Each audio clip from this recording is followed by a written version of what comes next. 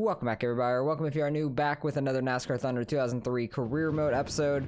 Today we've got Texas, but we are negative in our bank account, which is a big problem because we need to qualify well here and finish decent as well so we can actually make some money here because we have some things going on. We got the drafting R&D being done in 5 more races. We also have an engine being built and also along with a chassis being built, but we can't do anything else along those lines for now because we are negative in money. But schedule, we got Texas and Martinsville. Martinsville is gonna suck for us, so I'm just gonna put on all our bad stuff for that because I don't expect to do well there. But Texas, we should do all right. The next episode we got Talladega and California, which I think are both going to be great for us, hopefully.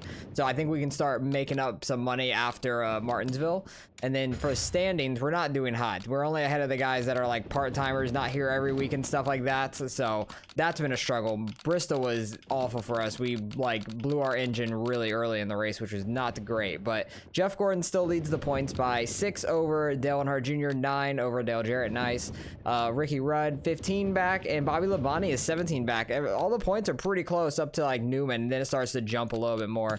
And we are how far into this season? We're 6 races in. This is race number 7, so makes sense the points are still a little bit close right now, but we'll see if Gordon can hold it off for back-to-back championships. But let's get into Texas and see how we can do. Oh, this is quite a problem. I need to rehire people. Oh no.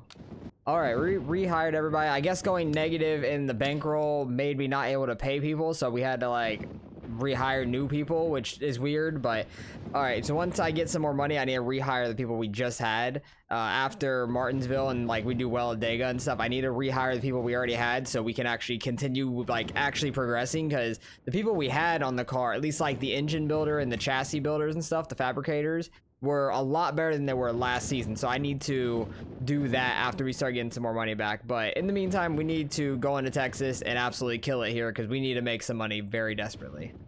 All right, I got down to like a 31.6 or something like that, I believe it was. So hopefully we can run decent on our second lap, because first lap we're already slow starting out, so I don't expect to be very good on this one.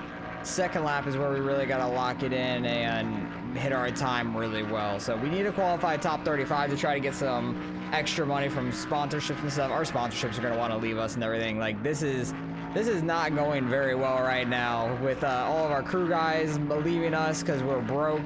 And Bristol really just like destroyed us. That was like the straw that broke the camel's back.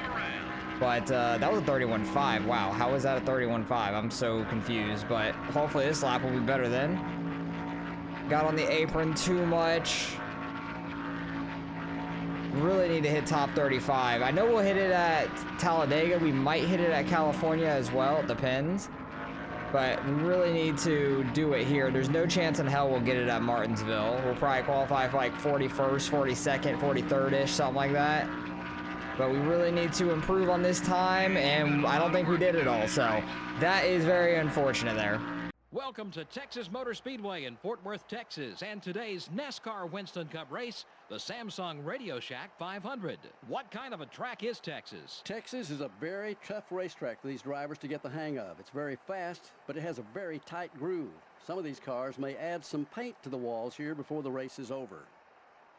The 56 car is having some trouble in the points this year. Yeah, those guys have been working so hard this year. It's a shame it doesn't really show in points. Just seems they can't keep that car out of trouble on race day.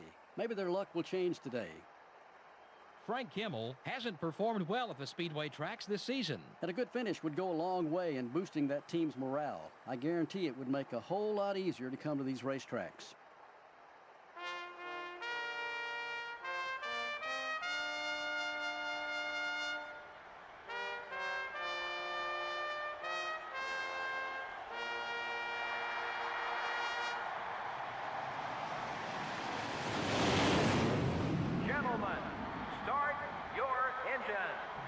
We got a fantasy driver that's a rookie this season on pole, which is wild. And the commentators really just wanted to rag on me and Frank Kimmel, apparently. That's all they wanted to do. So we need to do the best we can. I don't have like our best engine on. I'm trying to save that for Talladega in California because it has 62 power. This one was at 100% from repairing it at 57 power.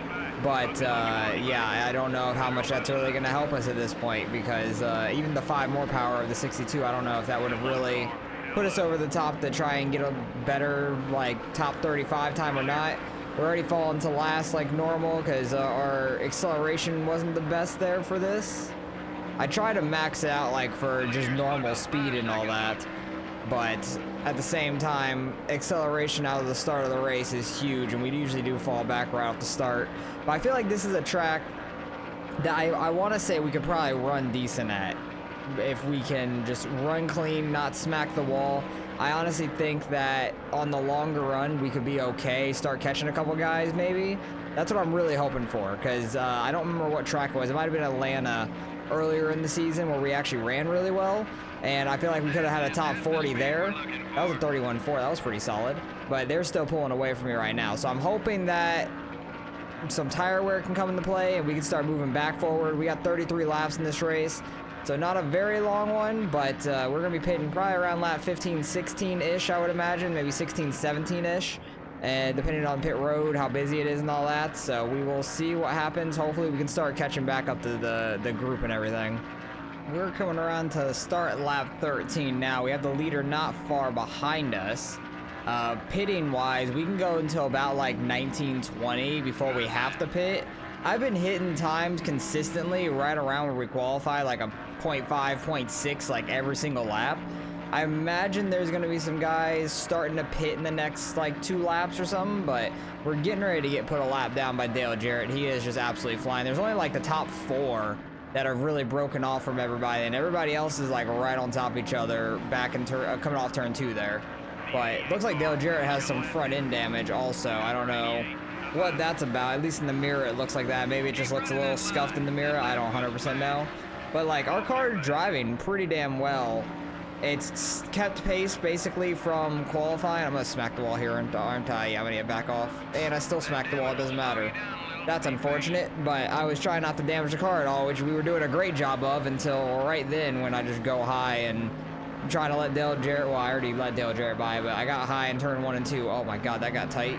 Hitting the apron. Don't do that. That's a terrible thing. I understand why the rest of my team quit now. I just want to rehire the engine builder and the fabricator, like the, what's it called? The chassis guy, like chassis builder, fabricator, crew chief, and engine builder. I could care less about the rest of the pit guys. Yeah, they were doing great, but at the same time, the other guys weren't that terrible. They would have like a mess up of like, oh, caution, interesting. We might have gotten lucky with a caution, but is somebody like stopped right there? No, it's just smoke. I don't know what happened. We got a little lucky there, I would say, but I don't know what the caution's for. This will show us. Oh my God, Greg Biffle is flipping in the infield. That was, how did you do that? You're all by yourself. What even happened there?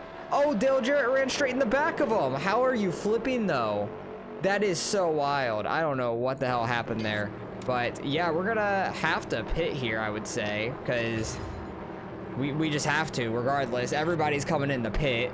Might as well fix our damage. I'm gonna turn that down a little bit just because I feel like our car's been pretty good so far. And what's the damage difference? Nothing, so might as well get it done.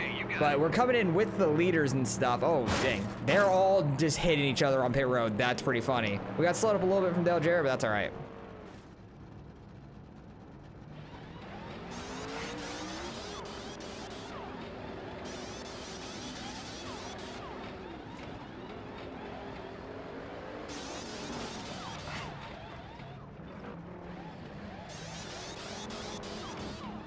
Oh, we came out behind the leaders. I honestly thought with all them stacking up like that, we might come out like with the leaders. And we're 28th somehow. What? Okay. I don't know what's going on. I think we got like really lucky with the timing of a bunch of people pitting and stuff. But I do think we're up here with all the guys that are going to get biased for position.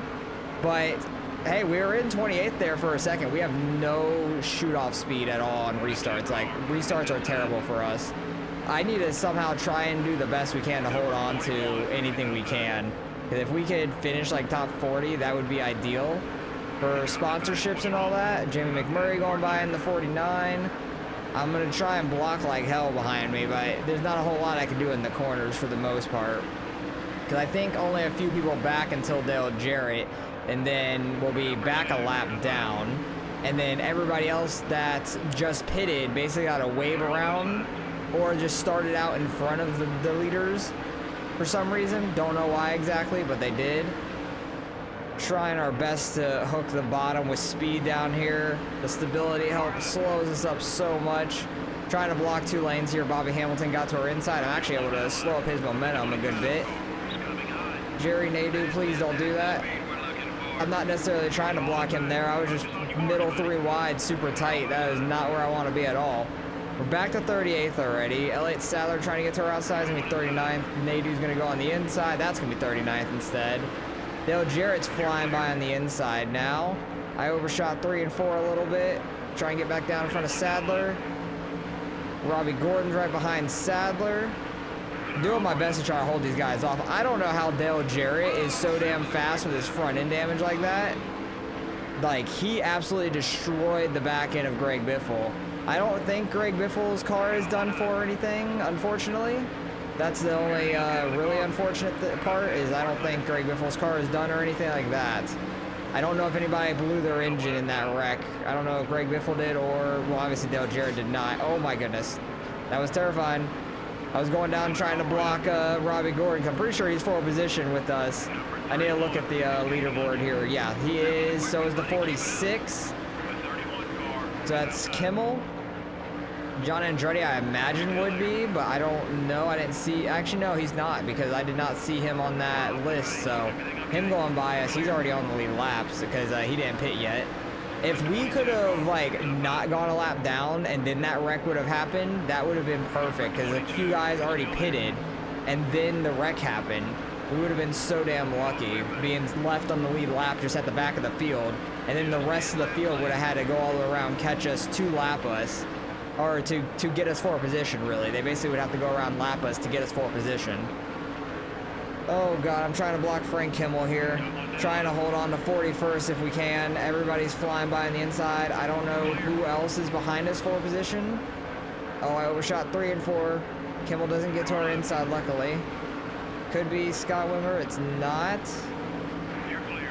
We just don't have any acceleration off these on the straightaways. It's so bad. Oh, okay. I think Greg Biffle might have wrecked out because there is no 43rd, at least on the leaderboard when we hit the line. So Frank Kimmel's the last guy we're really fighting position for, which is unfortunate because he is gone from us now. So yeah, that's quite unfortunate. We were just unlucky with the timing of the caution because we already went a lap down, man. That's such a bummer because wrecks do not happen very often in this career mode unless I cause them most of the time. I've only had a handful in the whole first season to now, and so it's very rare when that does happen. We could have gotten really lucky there, but unfortunately we're too slow and we did not get lucky. So it looks like we're gonna probably end up finishing 42nd unless somebody blows a motor before the end of this thing. Oh, we've got Greg Biffle right behind us. Apparently he didn't blow his motor. Don't know how he didn't, but I don't know who blew their motor for 43rd place because there is no 43rd on the leaderboard or anything. So we got Shane Hall on our inside, Greg Biffle on the outside, just taking us 3 wide for literally nothing. They're probably lucky with not pitting and everything. I don't think Greg Biffle went a lap down because Dale Jarrett hit him right in the rear end, as you can see with the massive crater in the back of his car. But I think everybody is good on fuel the rest of the way because we all pitted under that caution. And I don't know if anybody else is going to blow a motor. Oh, somebody's actually slow in 3 and 4, it looks like, behind us on the map. So that's actually going to be a spot, I think. We're going to finish 41st, most likely. I don't know who blew the motor there either. So we'll see at the end of this race who ends up finishing 42nd and 43rd, but that's a little lucky for us. We're coming around to the white flag now. I'm all sorts of loose on the front stretch there. But our times are really decent, I feel like, the entire race. I just couldn't physically go any faster with the stability help and all that. But I'm just really bummed that when we hit the negatives, everybody quit on the team. I understand it, but I'm just really bummed because we actually had, like, a really nice team going, I feel like. Maybe I shouldn't have tried to get better pit guys because they didn't mean as much as, like, the fabricator, engine builder, and all that. So I think that's where I messed up, just losing more money every week doing that. But you know what? It is what it is. Let's see who finished 42nd and 43rd, though. We get a little bit of money, only 88,000, but I think our like spin outs or more than that, but the one of the fantasy drivers, number 174, Sam Hammonds, yeah, he's the one, I guess, that blew his engine or wrecked out early on, and then Kevin Harvick blew his engine, and that's quite unfortunate for him. Well, we have $11,000 now, barely enough to pay people, I guess, so they don't quit again. But Martinsville is not going to be any good to us. I already know that. When does our sponsorship stuff run out, actually? Oh, we have to redo our primary sponsor after this race, and then the rest of them are in 2 more races, so after Dega. So, need to do that after this race. We're not going to make much money at all. I'm hoping that our primary one actually pays us out, because I think it was finished top 40th in earnings, and we did really good at Daytona, so I'm pretty sure we're good on the top 40 in earnings. I would hope so, because like around 38th, 39th, yeah, I think we're gonna be top 40 because we have 598, so we should be good to go there for sure. So scheduled, yeah, we're going to Martinsville and then Dega and California, which I'm excited for those two. I put a bunch of crap stuff on the card just because I know there's nothing I could do with the stuff we have right now to make ourselves go fast. So I'm just doing a bad engine and our worst chassis that we have currently, because I know we're going to finish last a bunch of laps down anyways, and everybody pits like 2 or 3 times anyways for no reason. So if we had any sort of speed, we could take advantage of it, but so far we've been awful every time we've came here to Martinsville. So we really need to get a lot better tire grip and all that on the car to do anything here, I think. But I'll do the best I can in practice to try to make the car better, but I don't think it's going to be much that I could do with it to make ourselves a lot faster. Alright, I tried a bunch of things on the setup. None of it really works. The fastest I was able to get down to is a 21.4, and pole time is a 19.3 by Jeff Gordon. So we're like 2 seconds off at Martinsville. You're going to get lapped so fast here and so many times, it's not even funny. It's because we have the stability help literally everywhere around this track, and there's nothing I can do about that pretty much. Just because we don't have much tire grip at all, then you have to get multiple of those research and develop to have decent tire grip. So yeah, we're gonna qualify dead last. I already knew this. We're just gonna be multiple laps down and watch everybody pit about 5 times, and I'll still finish multiple laps down. It does not matter how many times. They could pit every single lap and I'd still probably lose, honestly. Like, we're that slow. We're going pace speed because we don't really get any good acceleration until the stability help is off, and that's not until like a quarter of the way down the straightaway, which is awful. Hello, everyone. We're glad you could join us at the historic Martinsville Speedway for today's Virginia 500 on MRN. And Barney, this is one of those tracks where the term Rubbins Racing says it all. Joe, I don't think there'll be a single car here at the end that doesn't have some damage, although oftentimes a guy who can manage to stay out of trouble all race long might get a ticket to victory lane for his effort. We'll see if that holds true when this one is all over. Jeremy Mayfield experienced an up-and-down year in 2000. He had 12 top 10s and 4 poles, but also had 11 DNFs. He was either running up front with the leaders or taking an early exit. Those wins are great, but each DNF is exactly the opposite and can take a driver out of a points race real quick. Steve Park really struggles every time we come to a short track. You know, these old short tracks are tough. The tight turns, the hard braking, and oh yeah, the traffic. I can see why drivers would have a tough time. Let's see if he can turn things around. The Easy Care car has kept the sponsors happy so far. It's time for some renegotiations, though. With that team's performance so far, their sponsors will surely offer them another deal. It's a great investment for them and a great opportunity for the team.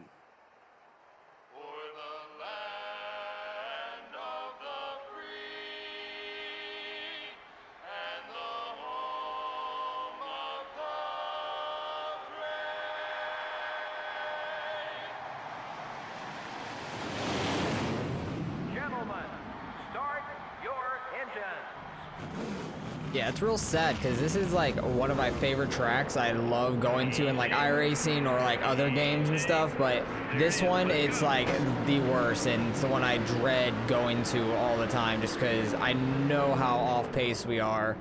Like, we can make up a couple spots, it looks like, early here, but we're gonna just be off pace on the straights once they start getting spread out at all.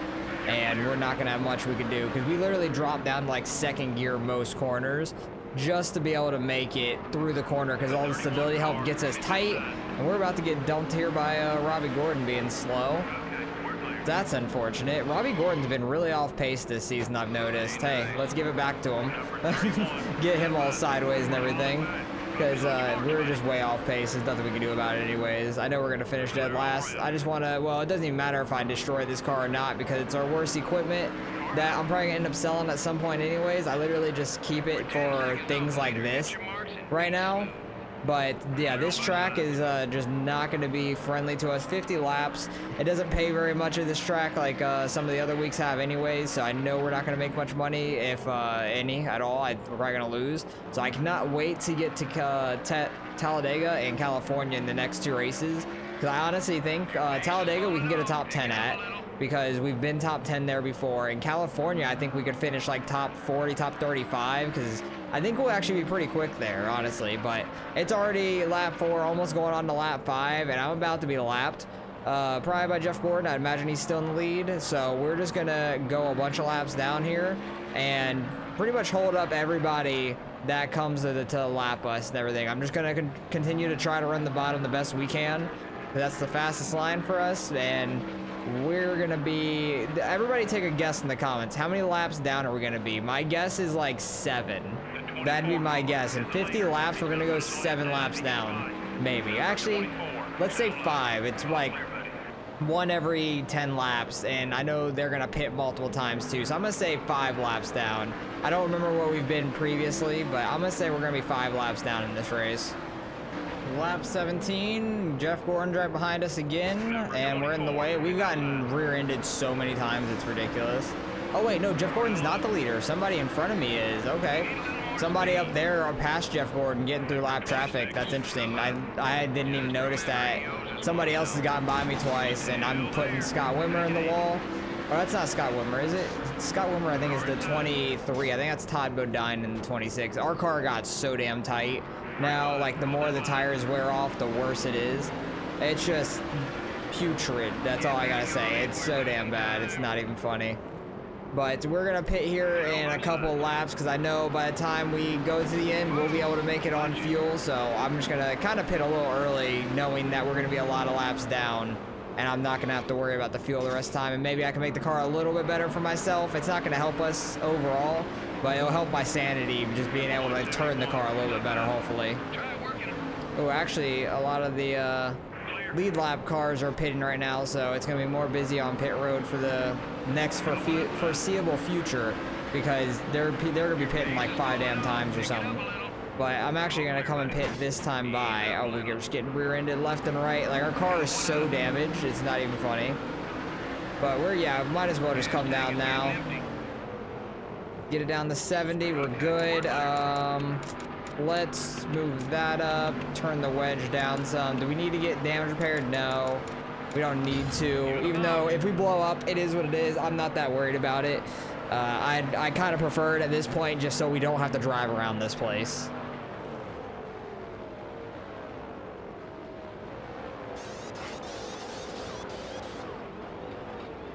Get that tire back on there.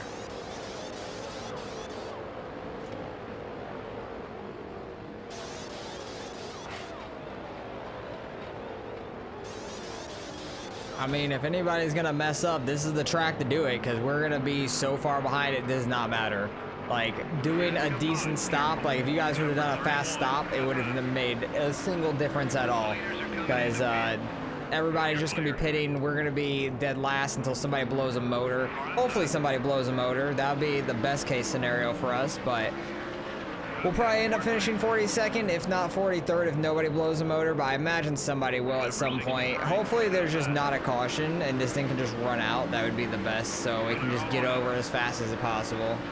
I think everybody's finally done making their pit stops for the 5th time, because people are finally finishing off leaving pit road and nobody's going back in.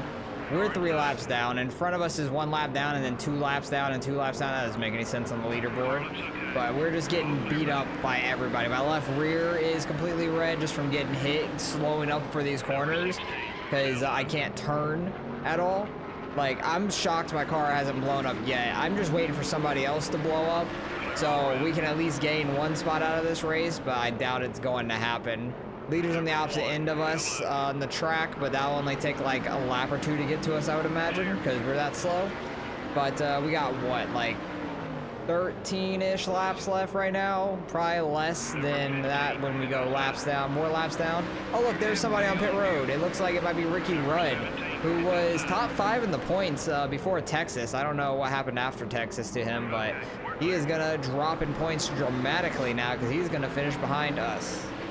Oh, Rusty Wallace is going by us, and that's being 5 laps down now. So I think literally 1 or 2 laps are left in this race. Because I've just been getting hit so much in the rear end. My car does not turn anymore. Like, you can see how damaged the car is up there. The tires are red, the front end's red, the left rear is red. Like, we've just been used and abused all around this track. Like, it's been completely terrible. Like, this is why I brought my worst stuff to Martinsville, because it did not matter what we had. We could have had our best engine and still probably ran maybe 4 laps down instead of 5. But yeah, it's just not good at all. Finally, this race is over with. Rusty Wallace gets the win, but we end up 5 laps down. That's exactly what I predicted, which is kind of funny. We get about $74,000 there. Rusty Wallace wins the race. Ricky Craven, Bill Elliott, Kevin Harvick, and Jeff Burton. We're top 5 overall, but let's go take a look at the points and re-sign our primary sponsor now. Okay, we do have $21,000 in the bank. I want to check out the standings first, because we're 42nd because of the part-time guys. That helps us a lot. But Dale Jarrett's actually in the lead by 88. Oh my goodness, what happened at Texas to Gordon and them? Everybody else, because Junior's 88 back, Marlon 97, Mark Martin 118, Matt Kenseth, Jeff Gordon's 131 points back. That is wild, because I know he was leading the beginning half of that Martinsville race. I don't know what happened to him, but that is a huge point swing. Sponsorship wise, primary sponsor, I think we might have gotten paid out for that stuff. I'm going with finishing in 40th because we still don't have the speed to average finish 35th or finish in 35th very often. So I'm going with that. Secondary ones we'll deal with next episode after that race. And I want to change out these guys. He has an assignment, cannot be released. Okay, so these guys cannot be moved around right this second until they have things done with them. I can release him though, which I'm gonna do, and then I need to look for an opening on a crew chief because there's a lot better guys here that I definitely could use, and I think I want to use somebody like him. I think, who was I using before? I don't even remember who I had beforehand, but he has great speedway cars and good super speedway, great road course, at least for like the stuff that is good here. Right? This guy has great pitting, but I'm not worried about the pitting and stuff right now. I just want more speed in general, but and the pit crew guys, not worried about them anymore because they could screw up all they want. I'm not that worried about it. What am I doing? I want to go change the car here for Talladega because we're going to use our best engine, 62 power, which is going to be huge for us. Anything with better downforce? No, not really. Honestly, I could use this one and it's not going to matter.